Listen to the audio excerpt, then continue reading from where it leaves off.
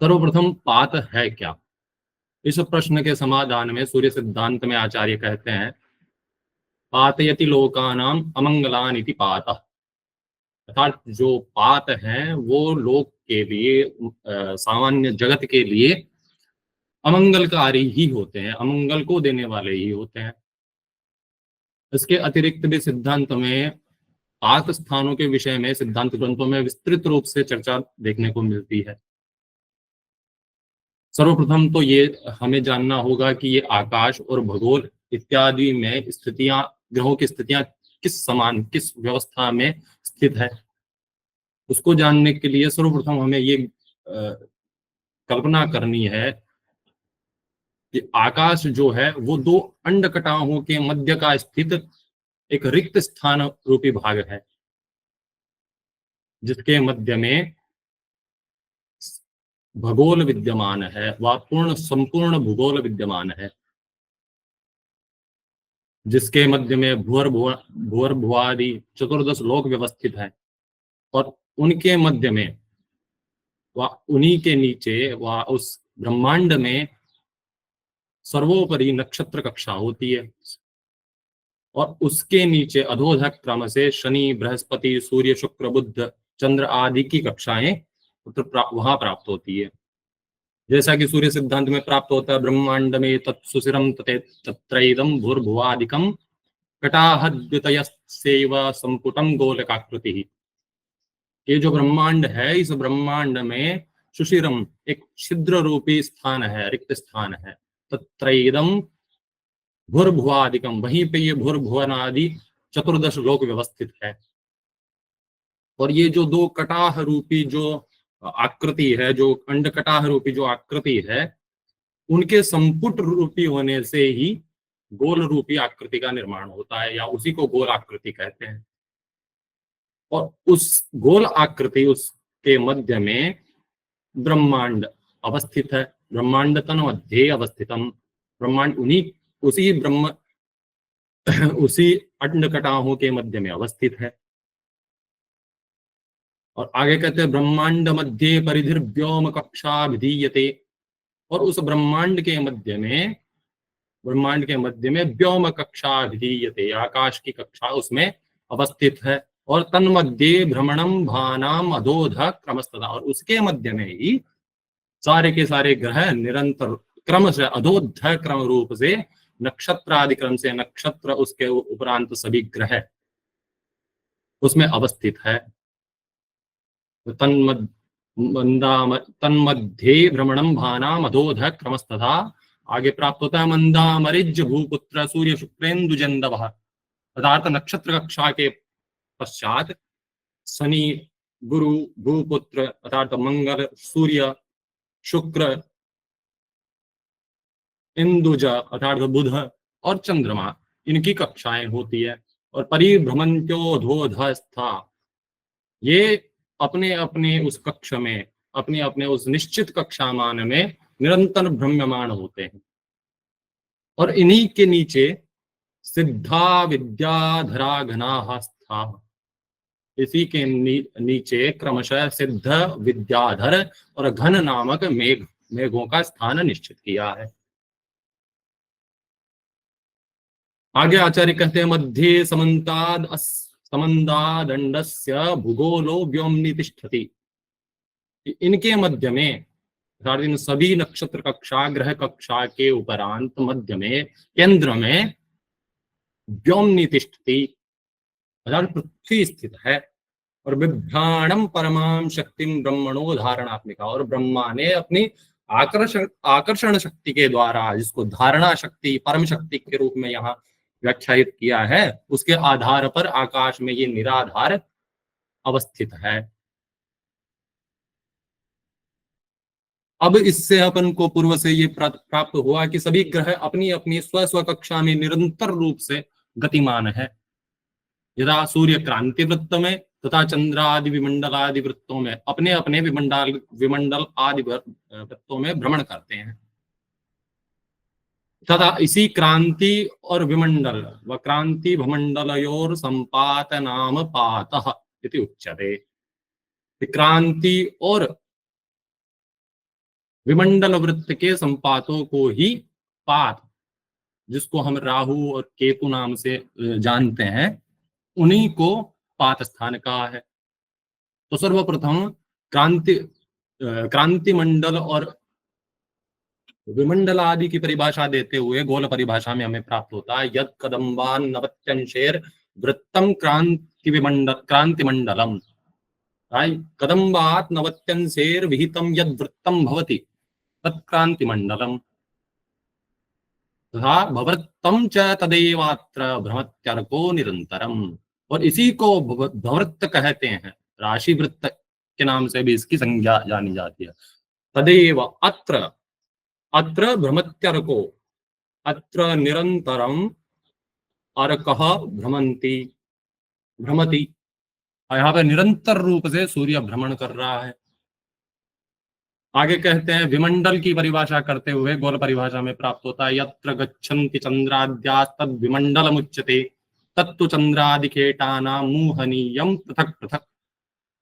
अरे यत्र गच्छन्ति चंद्राद्याः ग्राहाः यत्र गच्छन्ति तद विमंडलम उच्यते, तत् स्व स्व विमंडलम उच्यन्ते, उनके स्वयं स्वयं के विमंडल वो कहे जाते हैं।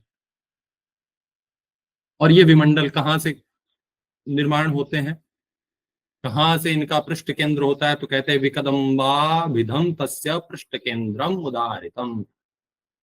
जो विकदम विमंडल वृत्त है उनका जो पृष्ठ केंद्र है वो विकदम्ब नाम से जाना जाता है। और क्रांति वृत्त का जो स्थान है, पृष्ठ स्थान है, वो कदम्ब माना जाता है, जो अपन ने पूर्व में जाना यत् कदम्बात् नवत्यंशेर विहितम वृत्तम तर्हि क्रांति वृत्तस्य पृष्ठ स्थानम कदम्ब स्थानम भवति। आगे कह रहे एवं चंद्रस्योपातौ तत्राद्यौ राहु संज्ञकः। अब यहाँ जो चंद्र का और सूर्य के मार्ग का, भयवृत्त और विमंडल वृत्त का जो ये दो संपात होंगे, अर्थात कोई भी वृत्त, दो बृहद वृत्त अगर एक दूसरे को काटेंगे तो निश्चित रूप से दो भागों से उनको काटते हैं। और दोनों के मध्य का अंतर, दोनों संपातों के मध्य का अंतर षडराशि मितम होता है, एक 180 डिग्री के अंश तुल्य होता है। इसीलिए कह रहे हैं कि जो दो पात, जो चंद्र मार्ग और सूर्य मार्ग से जो दो पात निर्माण होंगे वो आद्यो राहु संज्ञ कहा। आद्य जो उसमें आदिम होगा, प्रथम जो पात होगा वो राहु संज्ञक कहलाएगा। एवं द्वितीय केतु संज्ञस्तौ, और द्वितीय जो होगा वो केतु संज्ञक कहा गया है। और ग्राहकौ चंद्र सूर्य, और वहां पे वो सूर्य चंद्र के लिए ग्राहक रूप में प्राप्त होते हैं, अर्थात ग्रहण के समय पे इनका मुख्य रूप से विचार होता है।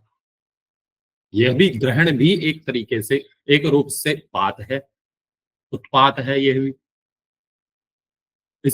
इसी विषय को आगे कहते हुए आचार्य अपने मधुसूदन ओझा महोदय अपने मुख्य ग्रंथ कादम्बिनी में कहते भी हैं सूर्य मार्गे चंद्र मार्ग संपात पात उच्यते स द्विधा दक्षिणो राहुरुत्तरः केतु उच्यते। वो कहते हैं सूर्य मार्ग और जो चंद्र मार्ग है उनके संपात को ही पात कहा है, और वो दो प्रकार के हैं, क्योंकि जो पात होगा वो एक दक्षिण दिशा में होगा और द्वितीय उत्तर दिशा में होगा। तर्हि दक्षिणो राहु तथा उत्तरः केतु उच्यते। दक्षिण भाग को राहु तथा उत्तर भाग को यहाँ केतु उन्होंने कहा। इसी विषय में मैं एक प्रश्न थोड़ा सा नक्षत्र कक्षाओं की तरफ लेके जाना चाहूंगा कि इस नक्षत्र कक्षाओं में जैसे अपन ने जाना है कि सर्वोपरि जो नक्षत्र कक्षा है उसके ऊपर भकक्षा है, उनका प्रमाण क्या है।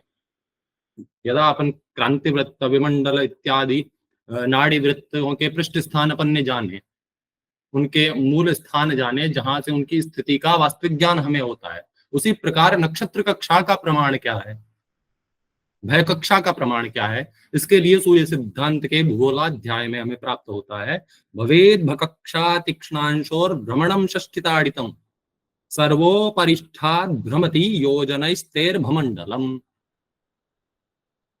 आचार्य कहते हैं भवेद भगक्षा, वो भगक्षा होती है कब? तदा तीक्ष्णांशोर भ्रमणम यद भवति, सूर्य का जो मार्ग होता है, जो कक्षा मान होता है, उसको षष्ठिताड़ितम, उसको 60 से गुणा करने पर फलम यद भवति तद नक्षत्राणाम कक्षायोजनम मानम भवेत। अर्थात सूर्य की कक्षा के योजनात्मक मान को यदि 60 से गुणा करेंगे तो जो लब्धि प्राप्त होती है उस तुल्य योजनात्मक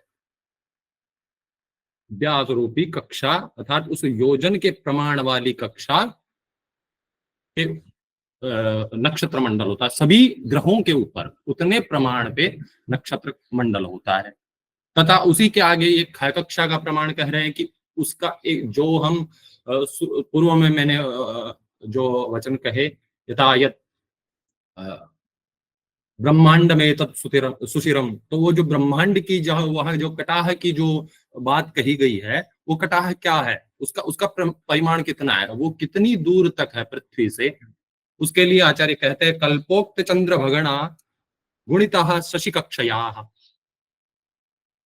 कहते कल्पोक्त चंद्र भगणा, जो कल्पीय चंद्र भगण सूर्य सिद्धांत आदि ग्रंथों में उक्त किए गए हैं, उनको शशि कक्षया गुणिता, उनको चंद्र कक्षा से, चंद्र योजनात्मक कक्षा से गुणा करने पर जो मान चंद्र कक्षा का प्राप्त होता है, क्षत्रयाब्धि विदहना इत्यादि अनुसार शशि कक्षा से गुणा करने पर आकाश कक्षा सागेया कर व्याप्ति तथा रवे, तो आकाश में उसकी वहां कक्षा उतने प्रमाण पर, उतने योजनात्मक प्रमाण पर भूमध्य से कक्षा को जानना चाहिए।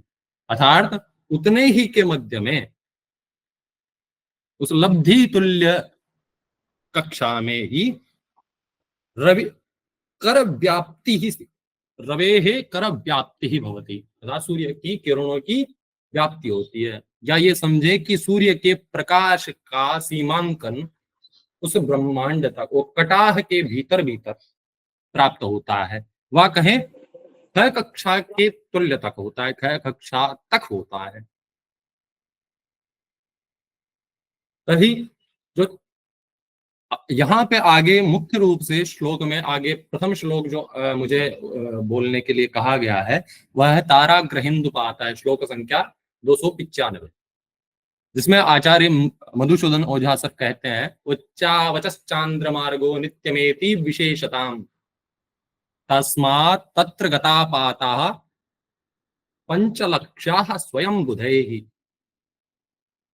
तो आचार्य यहाँ यह कहने का प्रयास कर रहे हैं, इस पे इन्होंने ज्यादा व्याख्यान न करते हुए केवल एक श्लोक में अपनी बात को सारगर्भित रूप से यहाँ व्यवस्थित किया है। वो कहते हैं जिस प्रकार सूर्य चंद्रादि व स्वयं ताराग्रहों के परस्पर पात स्थान ऊपर व्याख्या की गई है, उसी प्रकार ताराग्रहों से चंद्रमा के मार्ग के द्वारा, ताराग्रहों के मार्ग और चंद्रमा के मार्ग, इन दोनों से भी पातों का निर्माण होता है। और ये पात भी 5 स्वयं ही ग्रहण करने योग्य है। किमर्थम? क्योंकि पंच तारा ग्रहों से जो चंद्रमार्ग के द्वारा जो पात निर्मित होते हैं वो 5 ही होते हैं, इसलिए इनको ज्यादा व्याख्या की आवश्यकता नहीं है। परंतु इसमें इन्होंने विशेष रूप से कहा है एतद् नित्यमेति विशेषताम यह चांद्रमार्गो वर्तते, जो चांद्र मार्ग है वो नित्य विशेषता को प्राप्त होता है। किमर्थम? तो उसका मुख्य कारण है उसकी गति, उसकी विलक्षण्य गति, जिसके कारण वो निरंतर उनके पातादि स्थान गतिमान होते हैं। और साथ में का उच्चावच चंद्र मार्ग है, और वह जो चंद्रमा का मार्ग है वो कैसा है? उच्चावच, वो ऊंचा नीचा है। कहां से? तो कहा क्रांति वृत्ता, वो क्रांति वृत्त से कुछ उच्चावच होने के कारण। और नित्य विशेषता क्यों है? तो ये उसकी गति के कारण उसमें विशेषता का आदान होता है। आगे इन पातों के विषय में कुछ सूर्य सिद्धांत में इसके स्वरूप इत्यादि के विषय में भी कुछ प्राप्त होता है। कहते हैं कृष्णो दारुण वपुलो, स कृष्णो दारुण वपु लोहिताक्षो महोदरः सर्वानिष्ट करो रौद्रो भूयो भूय प्रजायते। कहते हैं ये जो पात स्थान इत्यादि जो है वो कैसे हैं, तो कहा कृष्ण कृष्ण वर्णीय है, तथा दारुण वपु और बृहद शरीर वाले, कठोर शरीर वाले, लोहिताक्षो और उनकी जो नेत्र है उनका वर्ण कैसा है, लोहित वर्ण वाले, लोहित वर्ण युक्त नेत्र वाले, तथा महोदर और कैसे हैं, महान उदर वाले, बृहद उदर वाले। तथा इनका फल कहते हुए कहते हैं सर्वानिष्ट करो रौद्रो, और ये रौद्र रूपी सर्व अनिष्ट करने वाले होते हैं। तथा कहते हैं भूयो भूय प्रजायते, और ये बार बार परिवर्तित होते हैं, बार बार प्राप्त होते हैं। हर प्रति मास में 2 बार पातों का स्थान प्राप्त होता है, पात प्राप्त होते हैं।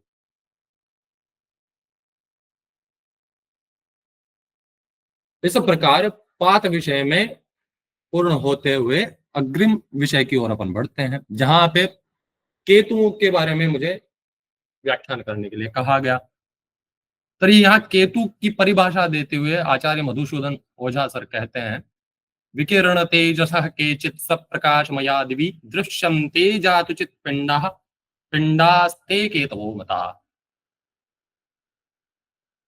कह रहे केचित् स्वप्रकाशमया विकिरण तेजसः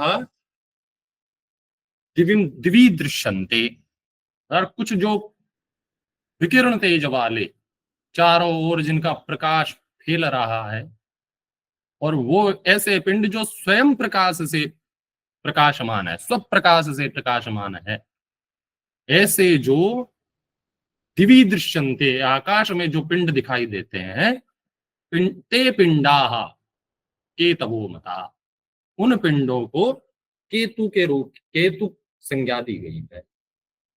अर्थात आकाश में स्वप्रकाश में जो पिंड दिखाई देते हैं, जिनके तेज प्रकाश की किरणें चारों ओर प्रसारित होती हुई दिखाई देती है, ऐसे स्वतः प्रकाशमान पिंड केतु कहलाते हैं। इन केतुओं के उदय और अस्त को उत्पात रूप माना गया है, जिसके दृश्य होने पर शुभ तथा अनिष्ट फल की प्राप्ति आचार्यों ने द्योतित की है। पूर्वाचार्यों के द्वारा मुख्य रूप से 3 केतुओं का वर्णन प्राप्त होता है, जो कि मुझसे पूर्व वक्ताओं ने भी इस विषय को व्याख्यायित किया है। अतः मैं सूक्ष्म रूप से यह विषय कहते हुए आगे बढ़ूंगा। यहाँ मूल रूप से 3 केतुओं का विचार हमें देखने को प्राप्त होता है। दिव्य अंतरिक्ष भौमाख्या, श्लोक वहां प्राप्त होता है, उत्पात रूपः केतूनाम उदयास्तमया नृणाम दिव्यांतरिक्षा भौमास्ते शुभाशुभ फल प्रदाः। नारद संहिता के केतुचाराध्याय में यह श्लोक देखने को प्राप्त होता है, जहां देवर्षि नारद कहते हैं, ये जो उत्पात रूपी जो केतु है, उनका उदय और अस्त नृणाम कृते अशुभ शुभाशुभ फल प्रदा भवन्ति। ये जो इन केतुओं का जो उदय है, जो उत्पात रूपी ये जो केतु है, इनका उदय सभी प्रकार से सामान्य जन के लिए शुभ और अशुभ दोनों फलों को देने वाला है, परंतु अत्यंत रूप से व मुख्य रूप से अशुभ फल ही प्रदायक होते हैं।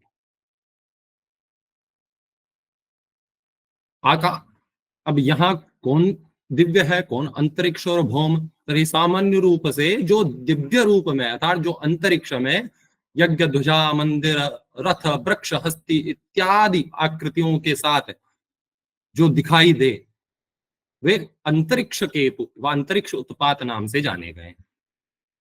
साथ ही जो नक्षत्रों में अवस्थित हो, लिखा दिव्या नक्षत्रस्था भौमा दिव्या नक्षत्रस्था, जो नक्षत्रों में स्थित जो है, जो नक्षत्र मंडलों में नक्षत्र मंडल के साथ जो अवस्थित है वो दिव्य केतु कहलाते हैं।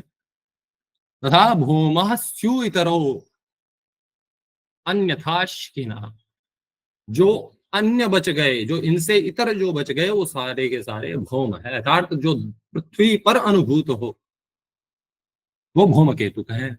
बृहत संहिता में आचार्य वराहमिहिर का एक श्लोक भी इसी को पुष्ट करते हुए प्राप्त होता है। ध्वज शस्त्र भवन तुरग तरु तुरग कुंज राज्येष्वथांतरिक्षास्ते दिव्या नक्षत्रस्था भौमः स्युरतोऽन्यथा शिखिनः।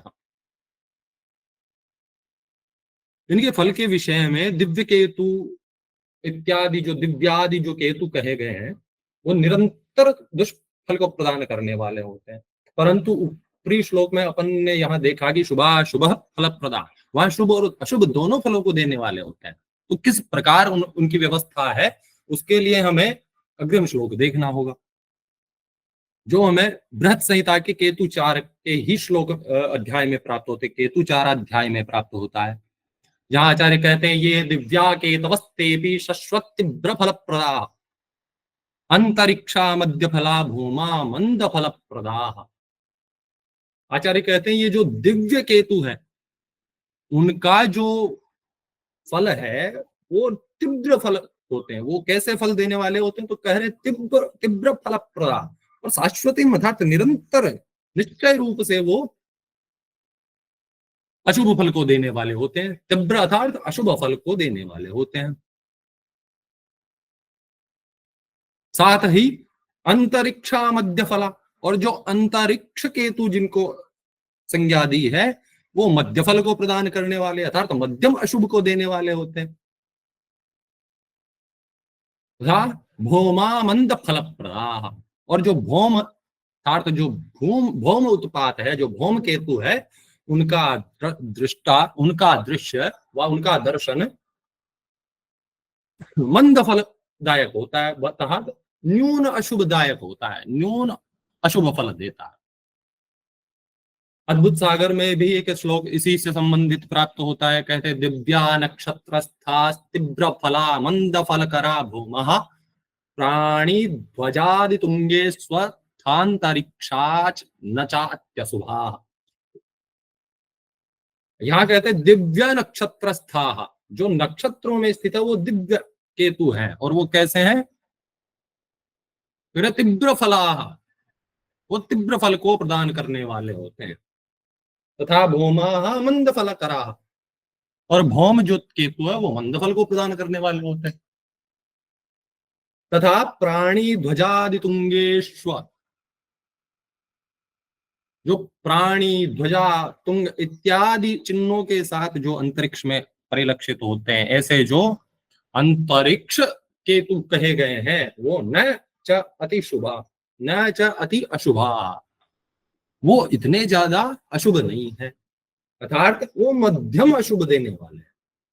अर्थात इस विषय का यहाँ विवेचन यह हुआ कि जो दिव्य केतु है वो सर्वाधिक अशुभ फल देने वाले होते हैं, और उनकी अपेक्षा में, दिव्य केतुओं की अपेक्षा में अंतरिक्ष केतु जो है वो अशुभ फल देने वाले होते हैं। तथा भौम केतु जो कहे गए हैं वे भौम केतु सर्वाल्प अशुभ फल प्रदान करने वाले होते हैं। इन केतुओं के स्वरूप को बताते हुए तथा किन अन्य दृश्य पदार्थों को केतु नहीं समझना चाहिए, अर्थात केतु कौन है, केतु कैसे दृश्य होते, दृश्यमान होते हैं, इसमें किसी को कोई शंका न हो, इन विषयों को आचार्य ने यहाँ बड़ी विस्तार पूर्वक बड़े सुयोग्य शब्दों में यहाँ व्यवस्थित किया है। जहां आचार्य मधुसूदन ओझा अपने कादम्बिनी ग्रंथ में कहते हैं इंद्र गोपक्रमिम यक्षस्थानम रत्नम मणिम विभुम मणिम भुविम क्षम्यता मणिम भुवि दिव्योल्काग्रहभम त्यक्त्वा नग्नो ज्योतिषिकेतवः। आचार्य यहाँ कह रहे इंद्र गोपक्रमिम, इंद्र गोपक्रमी अर्थात आज कहते जिसको फायर बर्ड जिसको कहते हैं, या जुगनू जिसको संज्ञा जानते हैं अपन, जुगनू रूप में जिसको जानते हैं, तो कह रहे हैं इंद्र गोपक्रमिम यक्ष स्थान, और यक्ष स्थानों को, यक्ष पिशाच आदियों के स्थान को, रत्नादियों को, रत्नम अर्थात मरकत आदि जो रत्न है उन रत्नों को, तथा मणिम और चंद्रकांतादि मणियों के से इतर, इनसे भिन्न, और दिव्य उल्का ग्रहभम, और दिव्य उल्का ग्रहों को, वह अर्थात नक्षत्रों को, इनसे भिन्न अनग्नो जो अग्नि से रहित स्थान है, ऐसे ज्योतिषी ऐसा जो अनग्न स्थान, अनग्नो स्थान हो यत वर्तते, जो अग्नि से जो रहित जो स्थान है, और वो फिर भी ज्योतिषी अर्थात वो प्रकाशमान है, वही केतु है। इसी को पुष्ट करते हुए वराहमिहिर आचार्य भी बृहत् संहिता में लिखते हैं, अहुताशे अनल रूपम यस्मिन् तत्केतु रूपमेवोक्तम। कह रहे अहुताशे अर्थात अग्नि से जो रहित है, और अग्नि से रहित होते हुए भी अनल रूपम यत वर्तते, जो अनल रूप में विद्यमान, अर्थात अग्नि रूप में विद्यमान है, वह प्रकाशमान जो है। यहां इन शब्दों को बड़ा विशेष रूप से देखने की आवश्यकता है, क्योंकि यहां कह रहे अग्नि से रहित होते हुए भी अनल रूप जो है, अग्नि जिसमें अग्नि नहीं है फिर भी जो प्रकाशित है, ऐसे जो रूप या ऐसे जो पिंड जो दिखाई दे, उनको केतु कहा गया है। और किनको केतु नहीं जानना चाहिए, तो कहा खद्योत पिशाचालय मणिरत्नादिन परित्यजा। कह रहे खद्योत आकाश में द्युति जो जिसकी होती है, रात जुगनू, जो जुगनू इत्यादि जो प्रकाशमान जीव है उनसे रहित, और पिशाचालय और यक्ष पिशाचों के स्थान से भिन्न, मणिरत्नादियों को परित्यज्य, इनको सबको छोड़कर जो सब प्रकाशमान जो पिंड होते हैं वो केतु कहलाते हैं। इसी विषय पर आगे आचार्य कहते हैं कि आचार्य मधुसूदन ओझा महोदय ने केतुओं को सहस्त्राधिक संख्या में ग्रहण किया। अर्थात जो गर्गादि आचार्यों ने जो सहस्त्र केतुओं की बात कही है, उससे भिन्न भी कुछ केतुओं के विषय में आचार्य ने वर्णन किया है। यथा जल केतु इत्यादि आगे जो विशेष रूप से कहे गए हैं यहाँ पे, उससे पूर्व यहाँ जो सहस्त्र केतुओं के बारे में जो आचार्य कह रहे हैं, उसमें इनका उनका श्लोक जो अग्रिम श्लोक है वह प्राप्त होता है, गर्गादयस्तु केतु नाम सहस्रम परिचक्षते। केतु नाम संख्या गर्गादयस्तु सहस्रम परिचक्षते। गर्गादि ऋषि हैं, उन्होंने केतुओं की जो संख्या है वो 1000 कही है।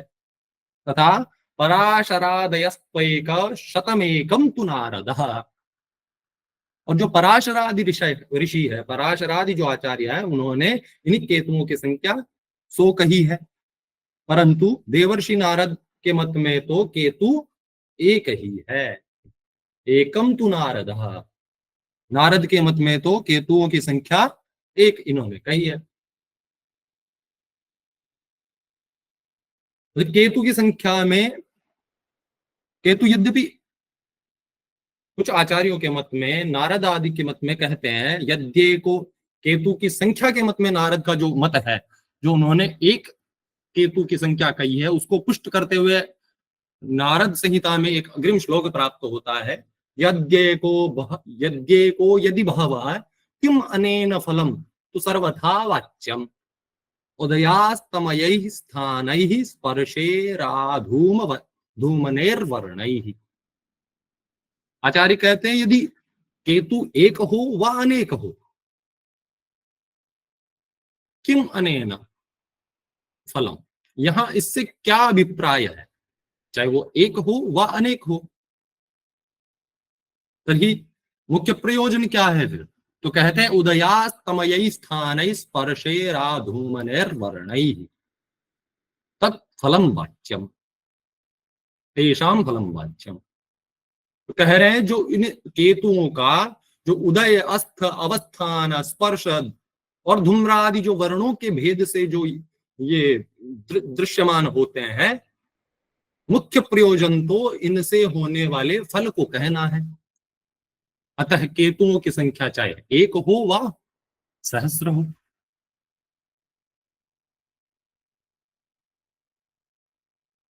इसी विषय को कहते हुए ये जो केतु है वो उत्पात रूपी है, यह पूर्व में अपन ने जाना। तो इनका जो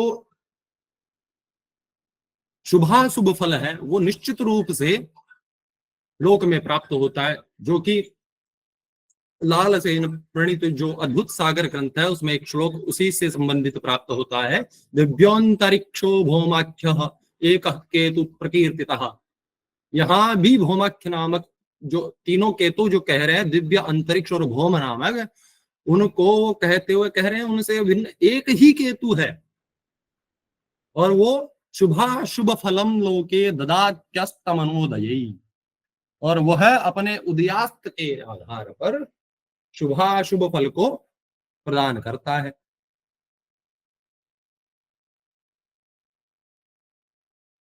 ये उत्पात केतु कब दृश्य होंगे और कितने दिनों तक दृश्य होंगे, तथा कब अस्तमन को प्राप्त हो जाएंगे, और अस्तमन के बाद पुनः कब दृश्य होंगे,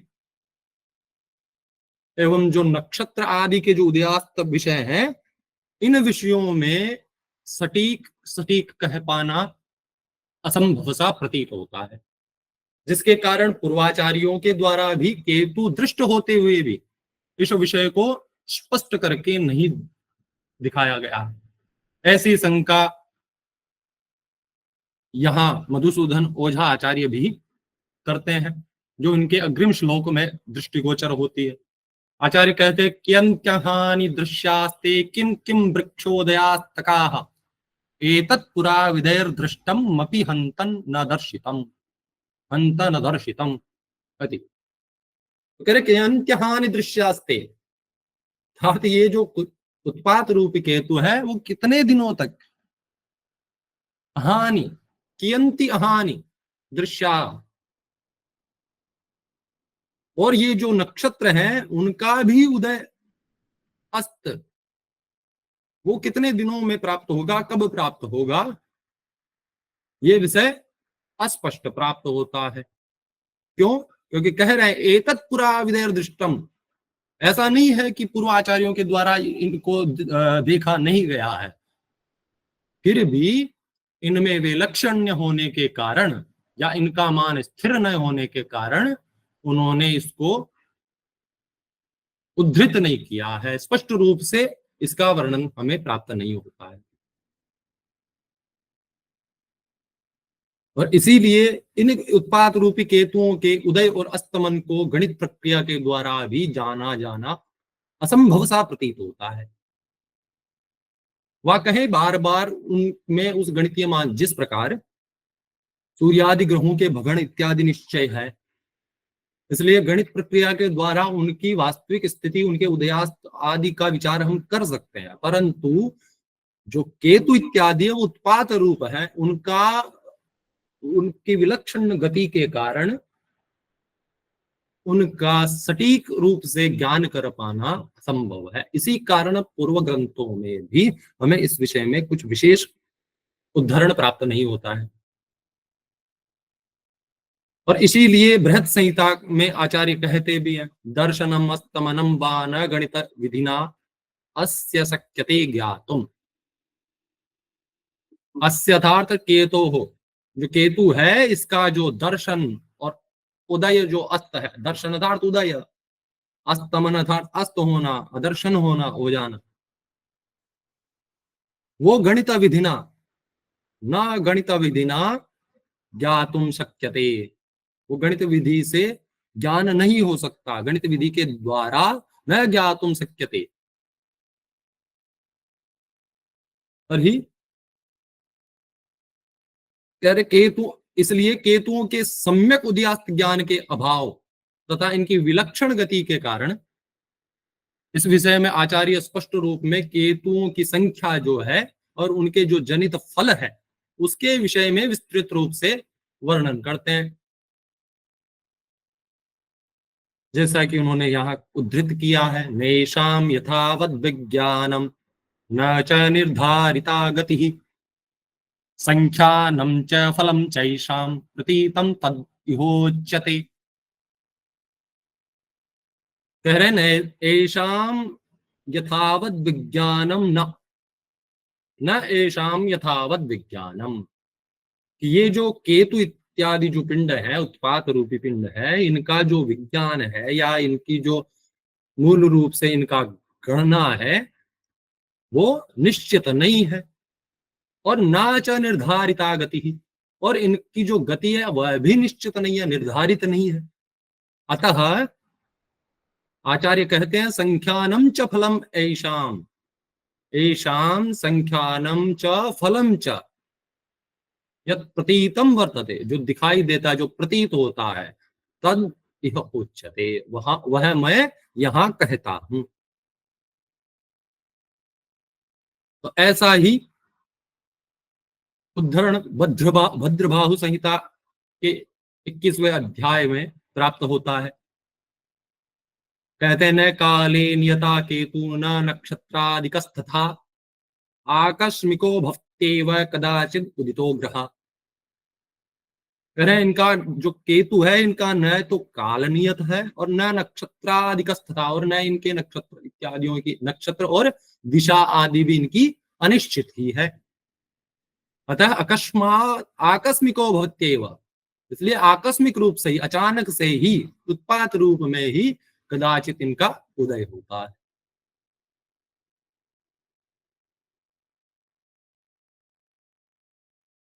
अब केतुओं के दर्शन के उपरांत इनके फल के विषय में भी यहाँ आगे ग्रंथों में वर्णन प्राप्त होता है। जहां ग्रंथ बृहत संहिता के केतुचार में प्राप्त होता है, यावन्त्यहानि दृश्यो मासास्तावन्त एव फलपाकः माशैरब्दांश्च वदेत् प्रथमात् पक्षत्रयात् परतः। आचार्य यहाँ कह रहे हैं कि यावन्त्यहानि दृश्य हो, जितने दिनों तक ये केतु दृश्य होते हैं, तावन्तः मासा, उतने ही मास तक फलपाकः भवन्ति, इनका फलपाक होता है। और मासैरब्दांश्च, और जितने तथा तथैव उसी प्रकार, जिस प्रकार जितने दिनों तक इनका दर्शन होता है उतने ही मासों तक इनका फल का प्रभाव होता है, उसी प्रकार जितने मासों तक इनका दर्शन होता है, तो मासैरब्दाश्च वदेत, तो उतने ही वर्षों तक इनका फल प्रदान होता है, फल प्राप्त होता है। परंतु प्रथमात् पक्षत्रयात् परतः, परंतु यह कह रहे हैं कि वो जो फल की प्राप्ति है वो पक्षत्रयात् परतः भविष्यति, वो 3 पक्ष के बाद उसका फल प्राप्त होना चालू होता है। अर्थात उसके फल का जो पाक है वो 45 दिनों के बाद में प्राप्त होता है। अर्थात ये केतु जितने समय के लिए दिखाई देते हैं उनके अनुपात रूप में ही इनका फल का परिपाक होता है। परंतु केतु के जो अस्त होने के पश्चात के जो 45 दिन जो कहे हैं, जो 3 पक्ष कहा है, पक्षत्रयाग जो कहा है, वो निष्फल होते हैं, उनमें इन केतुओं के उदयास्त का फल प्राप्त नहीं होता है।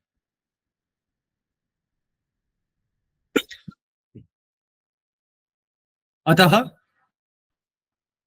जो इनके फल की सीमा है वो उनके अस्त होने के 45 दिनों बाद, जितने दिनों तक वह केतु दृश्य हुआ है उतने मास तक, तथा जितने मास वह दृश्य हुआ उतने ही वर्षों तक इन केतुओं के फल का प्रभाव सामान्य जनों पर होता है। आगे आचार्य मधुसूदन ओझा आचार्य अपने मुख्य कादम्बिनी ग्रंथ में अग्रिम श्लोक में व्याख्या करते हैं। यहाँ केतुओं की संख्या के रूप में यहाँ वर्णन करते हुए आचार्य कह रहे हैं सहस्त्रम केतवस्तेषाम। अब ये जो सहस्त्र केतु है, इनके विषय में मुख्य रूप से यहाँ आचार्य अपना वक्तव्य कह रहे हैं। कह रहे सहस्र केतवस्तेषाम किरणाग्नेय मृत्युदाः पार्थिवाः सोमजा ब्रह्म दंडोप्यथ विसर्पकाः तस्कराः कौंकुमाः कीलाः कनकः विकचा अपि अरुणा विश्वरूपाश्च गणका ब्रह्मजास्तथा कंका कबंधा विपुला ऊनविंशति जातयः। ऐसा आचार्य यहाँ जो 1000 केतुओं की जो बात कही है, जो गर्गादि आचार्यों के मत में जो सहस्र केतुओं का वर्णन प्राप्त हमें होता है, अन्य ग्रंथों में भी तथा आचार्य मधुसूदन ओझा महोदय ने भी यहाँ पे इनकी 19 जो जातियां हैं, उन ऊनविंशति जातयः या सन्ति तेषां विषये अत्र लिखितं वर्तते। तो ये जो तेषां सहस्त्र केतवः, उन सहस्त्र केतवों में है किरण, आग्नेय, मृत्युद, पार्थिव, सोमज, ब्रह्मदंड, विसर्पक, तस्कर, कौंकुम, कील, कनक, विकच, अरुण, विश्वरूप, गणक, ब्रह्मज, कंक, कबंध तथा विपुल इत्यादि 19 जातियों के बारे में वर्णन यहाँ किया है। और आगे आचार्य अपने अर्धश्लोक में कह रहे हैं वक्षन्ते लक्षणान्यासाम आसाम लक्षणानाम तथा संख्याश्च, और इनकी संख्याओं के विषय में विशेषतः विशेष रूप से वक्षन्ते। आगे विस्तार पूर्वक ये अग्रिम श्लोक श्रृंखला में इनके बारे में ये कहेंगे। तो कह रहे हैं ये जो 1000 जो केतु है वो 19 प्रकार की जातियों में विभक्त है, और इनका जो लक्षण और इनकी जो संख्या है उस विषय में मैं अग्रिम श्लोकों में या अग्रिम श्लोक श्रृंखला में वर्णन आचार्य करते हैं। तभी यहाँ जो 19 जातियां हैं उनके बारे में, हेलो सर कंक्लूड करने की कृपा कीजिए आप अग्रिम वक्ता भी हमारे मध्य है, काफी सुनना है। तभी यहाँ अग्रिम प्रथम श्लोक जो प्राप्त होता है वो कनक श्लोक है। यहाँ से आचार्य मधुसूदन ओझा महोदय जो 19 जातियां हैं उनके बारे में कहना प्रारंभ करते हैं कि इन जातियों की संज्ञा क्या है, इनके वर्णन क्या है, इनका फल क्या है इत्यादि विषय में यहाँ श्लोक प्राप्त होता है। मुक्ताहार सुवर्णाभा मृणाल रजत प्रभा स्फटिकाभाश्च शशिका किरणा पंचविंशति। कह रहे हैं कि ये जो अर्थात मुक्ताहार, मणियों के हार, सुवर्ण और कमल की जड़ के समान, मृणाल कमल के पुष्प के समान, रजत प्रभा और चंद्रमा के, और स्फटिकाभाश्च और स्फटिक की प्रभा के समान, कांति युक्त, सशिखा शिखा से युक्त, पंचविंशति ही किरणाः भवन्ति कि 25 किरण केतु यहाँ कहे हैं। कैसे हैं वो? मुक्त हार के समान कांतिमान है। और इसी को दृष्ट करते हुए, इसी को पुष्ट करते हुए बृहत संहिता में अग्रिम एक श्लोक प्राप्त होता है जहां किरण केतु के बारे में आचार्य कहते हैं आरमणि हेम रूपः किरणाख्यः पंचविंशति शशिखाः प्राग परा दृश्योर्दृश्याः नृपति विरोधावहार विजाः। आचार्य कह रहे हार मणि हेम रूपाः, जो हार मणि और हेम स्वर्ण इत्यादि के समान किरण युक्त, किरणाख्य, किरण नामक वो कहे गए हैं। और वो कैसे हैं? सशिखा, शिखाओं से युक्त है। ऐसे पंचविंशति ही किरण केतवः भवन्ति। और वो प्राग पर दिशोर दृश्याः, वो पूर्व और पश्चिम दिशा में ही दृश्यमान होते हैं। तथा ये किसके पुत्र हैं? तो कह रहे हैं रविजाः, ये रवि के पुत्र कहे गए हैं। और नृपति विरोधावह, और इनके दर्शन से राजाओं में विरोध उत्पन्न होता है। इसी के साथ मूल रूप से मैं मेरे विषय को उपसंहारित करते हुए केतुओं के उदय और अस्त के विषय में मैंने मुख्य रूप से कहा, और पूर्वाचार्यों का यह कहना है कि इनका उदय जो है वो निश्चय रूप से ही विनाश को देने वाला होता है, जैसा कि हमें प्राप्त होता है उत्थानम चैव केतूनाम विनाशायेति हि स्मृतम। जो केतुओं का जो उत्थान है वो विनाश रूपी ही कहा गया है। तस्माद अथर्वणेर मंत्र शमनम कारयेत बुधे, इसलिए विद्वानों को अथर्वण मंत्रों के द्वारा इनका शमन करना चाहिए। साथ ही कह रहे हैं आराधिता शमम यान्ति ते ह्युत्पातान संशयः होमैर जपैश्च विविधैर दानैश्च बहुरूपकैः। इसलिए इनकी शांति करने के लिए, अर्थात आराधिता समम यान्ति, आराधना मात्र से ही, केतु की आराधना मात्र से ही इनकी शमम यान्ति, ये समन को प्राप्त होते हैं, इसमें कोई भी संशय नहीं है। इसलिए होमेर जपेश्च विविधेर दानेश्च बहुरूपके, इसलिए होम जप और विविध दान पूजनों के द्वारा ही इनका उच्चार करना चाहिए। यथा कहते हैं सर्पदृष्टो यथा मंत्रे रगदैश्च चिकित्स्यते केतु दृष्टस्तथा लोकेर दान जापैर चिकित्स्यते।